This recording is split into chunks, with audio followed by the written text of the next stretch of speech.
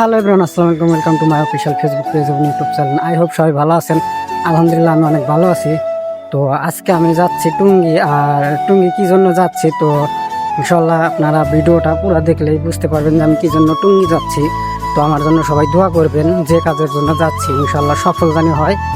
তো আমি আছি এখন সিরাজগঞ্জ পলিটেকনিকের সামনে। আর আমি এখান থেকে যাব বাজার স্টেশনে, দেন বাজার স্টেশনে থেকে যাব পড্ডা। তো সম্পূর্ণ ভিডিওটা আপনারা দেখবেন। তো ইনশাল্লাহ সবার ভালো লাগবে। আর আমার জন্য সবাই একটু দোয়া করবেন।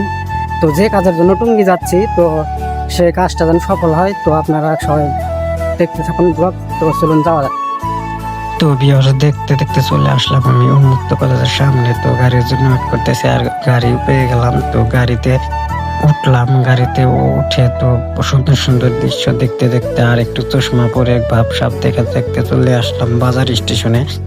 বাজার স্টেশনে আসার পরে আবার এখান থেকে আমি যাব পড্ডা, তার জন্য অটোতে উঠলাম। তো অটোতে উঠে তো সুন্দর সুন্দর বিল্ডিং দেখতে দেখতে চলে আসলাম আবার সেই কাঙ্ক্ষিত লোকেশনে পড্ডা। তো পড্ডায় এসে এখন আবার জায়গায় জায়গায় দেখতেছি যে কোথায় বাস আছে, কোন কোন বাসে যাওয়া যায়। তো অনেকগুলা বাস দেখলাম, হাঁটলাম। তো পড্ডার এই জায়গায় কি কি আসছেন অবশ্যই কমেন্ট করবেন। আর দেখতে দেখতে একটা বাসে উঠে পড়লাম। তো মিটায় উঠে পড়লাম। আর বাসে ওঠার পরে সুন্দর জায়গা দেখতে দেখতে চলে আসলাম আমাদের যমুনা সেতুতে। তো যমুনা সেতুতে এসে টোল দিল। টোল দেওয়ার পরে আমরা উঠে গেলাম সেতুতে। আর সেতুতে আসা সেতুর অনেক দৃশ্য তো দেখলাম। আবার যমুনা সেতু, রেল সেতু। যমুনা সেতু দেখতে দেখতে চলে আসলাম আমি টুঙ্গি আমার বন্ধুর বাসায়। তো ভিউয়ার্স, বন্ধুর বাসায় আসলাম। বন্ধু পিঠা খাওয়াচ্ছে। স্বাদ কিছু কও। এত স্বাদ কে? খুব স্বাদ। অনেকদিন পরে বন্ধুর সাথে একটু প্র্যাঙ্ক না করলে হয়। ফোন দিয়ে কি বলি তো শুনো। ফুচকা খাওয়াতাম, ফুচকা।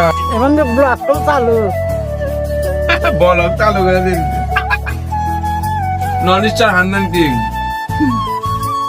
ওটা ভালো ভাইরাল লোক। Good morning guys. তো সবাই ভালো আছেন? আমার দ্বিতীয় দিন সকাল। তো আজকে আমি যাবো ইন্টারভিউ দিতে।